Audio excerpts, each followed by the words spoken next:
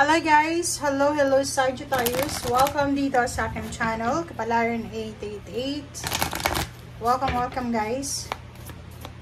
Alamin natin kung anong messages, vibration, gabay energy para sa lahat. Tayo general reading. Wow! Sagittarius, animal band. Bakit ganon? 2022. Kaloka.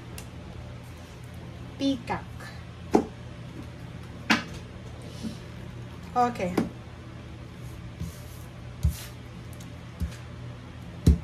Animal bands, stand up for all animals. Peacock, raise your standard.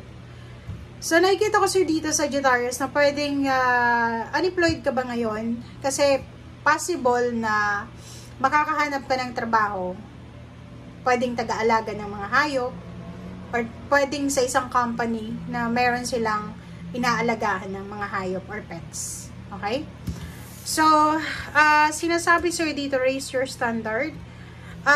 Nakikita ko sir dito na kung ano man daw ang kailangan mo sa ngayon, make sure na gagawin mo ito dahil gusto mo. Hindi yung gagawin mo dahil no choice ka. Hindi yung gagawin mo kasi napilitan ka lang. Parang ganun. So, dito sinasabi sa'yo na gawin mo yung mga bagay-bagay. Magdesisyon ka, depende sa kung ano yung pakiramdam mo. Okay?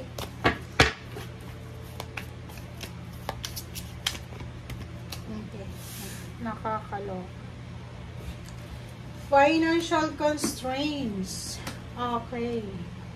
So, nakikita ko sir dito, current situation to buti na lang, diba? Buti na lang yung mga plano mo sa buhay na investment, like gusto mong bumili ng bahay, sasakyan, mag-travel, hindi mo yun ginawa. Kasi kung ginawa mo, mas lalo kang mamumroblema ngayon sa usaping pera. Kasi sa kasalukuyan, it's either unemployed ka, it's either ubos na yung ipon mo, it's either ang dami mong utang, tapos, pagod ka na sa paghahanap ng trabaho. Away pa kayo ng away ng asawa mo, ng boyfriend, girlfriend mo, ng magulang mo, ng kapatid. Wala kang malapitan, wala kang mapagsabihan na ito yung problema mo. Nakakaloka, Sagittarius. Bakit ganon? Okay. Ten of Wands. Oh. Wow! Ten of Wands, nakikita natin, pasan-pasan mo yung obligasyon. Sobrang workaholic. Araw-gabi yung trabaho mo. Siguro nakagawa ka ng hindi maganda. Isa yun sa penalty mo, bawasan yung sweldo mo, or dagdagan yung trabaho mo. Dagdagan yung trabaho pero binawasan ng sweldo. Kaloka. Bakit ganun? So, nandito ka sa the moon. Same with Aries. Masyado kayong maraming inaalala. Financial restrictions, financial constraints, financial scarcity. Natatakot ka kasi hindi mo alam kung saan ka patungo. Anong mangyayari sa'yo ngayong wala ka ng pera? Anong mangyayari sa'yo kung mabawalan ka ng pera? Anong mangyayari sa'yo kung hindi ka makahanap ng trabaho? Oh. Diba? Trabaho. Kaya doon sa mga Sagittarius na may trabaho sa ngayon, sinasabi sa inyo na alagaan yung mabuti. Mag-focus kayo sa ginagawa nyo. Huwag kayong absent ng absent. Huwag kayong makipag-away sa trabaho, sa employer, or sa company, manager. Basta focus ka lang. Okay? Aloka dito. Diba? Nakikita ko sir dito na sa loob ng trabaho, mag-iingat ka kung may trabaho ka.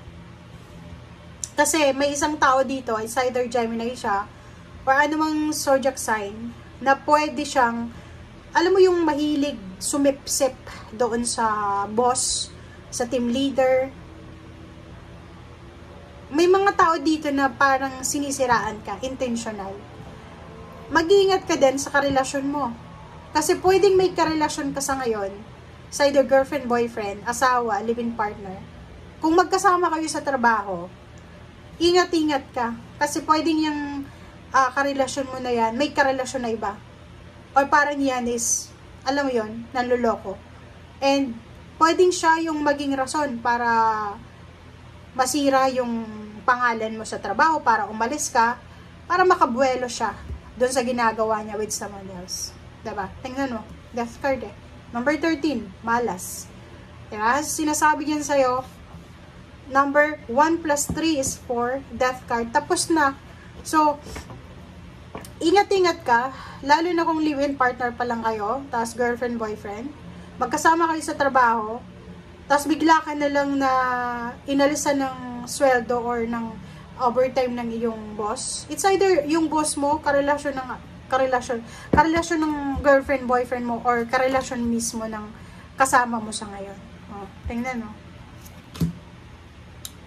Isang relationship ang posibleng masira dahil sa selos, dahil mismo sa hindi kontento siya sa'yo, or dahil mismo sa yung pangarap niya para sa'yo na 10 of Pentacles, diba? Ito yung ito yung dahilan kung bakit nangyayari ito, bakit may siraan na relationship, siraan na kaibigan, kasi sa pera, diba? Napapaligiran ka ng mga materialistic na tao, napapaligiran ka ng mga taong akala mo kadugo mo, or pwedeng yung karelasyon mo mismo, yung parang sinasabihan ka araw-araw na mahal ka, pero pag talikod mo, ginagawakan ka ng ganito, 7 of Swords. So, nakikita ko ang bigat eh, diba? Habang nagsasalita ako, tapos habang nakikita ko, sobrang bigat. Nakikita ko, or diba, nabubulol na naman ako, nakikita ko, nararamdaman ko kung ano yung bigat na nararamdaman mo. Parang nasa dilim ka na hindi mo alam kung saan kumakapa ka sa dilim, 'di ba? Kinakapa mo yung switch kasi yung switch, 'di ba? Pag inon mo siya, pag nahanap mo yung switch, liliwanag. Parang buhay din 'yan. Pag nakuha mo yung solusyon, answers, magiging maliwanag yung buhay mo. Okay, last card, 'di ba? The Devil. Sabi ko sa iyo yung karelasyon mo sa ngayon, obserbahan mo. Kung boyfriend or girlfriend pa lang kayo, and live-in partner. So, obserbahan mo, kasi kung sino man yung taong ito, isa din siya sa rason kung bakit masisira ka sa trabaho mo, masisira yung relationship nyo, kasi hindi solid yung foundation ng taong to. Lalo doon, mag-comment ka sa comment section, lalo doon sa mga Sagittarius na, halimbawa, every time nag-aaway kayo, sasabihin sa'yo na maghiwalay na tayo. Yung taong gano'n na gusto makipaghiwalay, kahit konting away lang, pagmasdan mo siya. Kasi pwedeng gumawa siya ng dahilan para tuloy-tuloy kayo maghiwalay. Okay? Yun ang nakikita natin dito. Maraming salamat sa panonood. Bye!